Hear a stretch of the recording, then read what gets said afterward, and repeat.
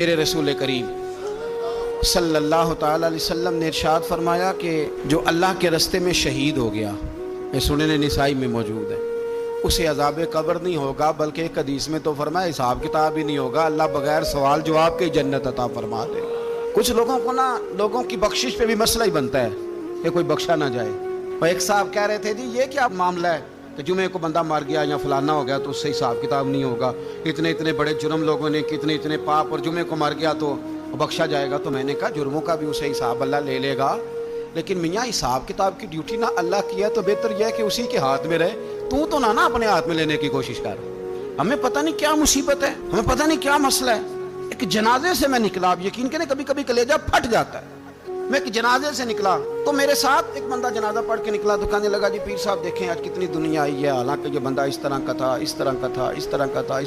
میں نے اسے کہا یار تجھے تو فکر ہی لگ گیا کہیں جنت میں چلا ہی نہ جائے، تو اس طرح کرنا جنت کے دروازے کے سامنے کھڑے ہو جانا ڈنڈا لے کے کہ میں نے نہیں جانے دینا۔ شرم آنی چاہیے ہمیں۔ اللہ فرماتے ہیں جنت اتنی چوڑی ہے جتنے زمین و آسمان، اور بس کریں جنت خدا کا فضل ہے، اور اللہ فرماتے ہیں میرا فضل میں جسے چاہتا ہوں عطا کرتا ہوں۔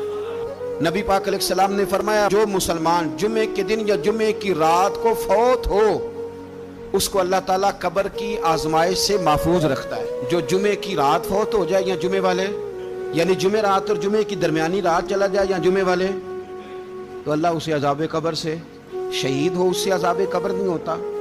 جو آدمی جمعے کے دن یا جمعے کی رات چلا جائے اسے بھی عذاب قبر نہیں ہوتا۔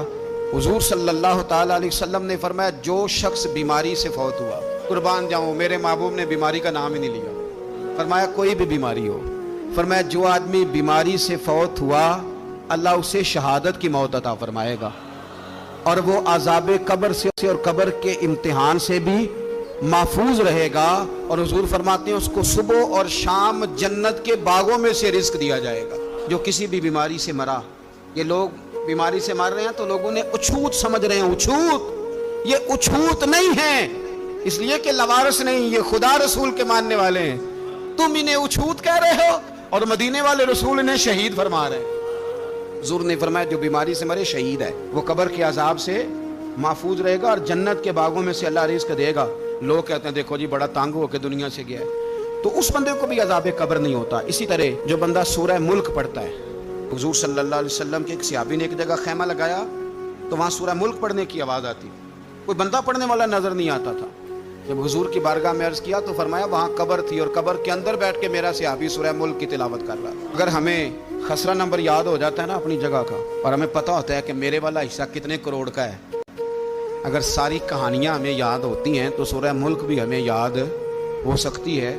موبائل پہ اس کو ریکارڈ کر لیں پھر اس کو سنیں کبھی بھی سورہ ملک میں۔ اور ہمارے سلسلہ عالیہ میں تو سورہ ملک وظیفہ ہے، ہمارے الوظیفۃ الکریمہ میں اعلیٰ حضرت نے لکھا ہے کہ رات کو سورہ ملک اور سورہ یاسین کے بغیر سونا نہیں۔ سورہ ملک اتنی شاندار سورت ہے کہ نبی پاک صلی اللہ علیہ وسلم نے فرمایا یہ قیامت کے دن اللہ کی بارگاہ میں ناز سے جھگڑا کرے گی اور کہے گی اے اللہ یہاں تو میرے پڑھنے والے کو جنت عطا فرما یا مجھے قرآن پاک سے علیحدہ کر دے، تو رب کریم پھر اپنے فضل سے پڑھنے والے کو جنت عطا کرے گی۔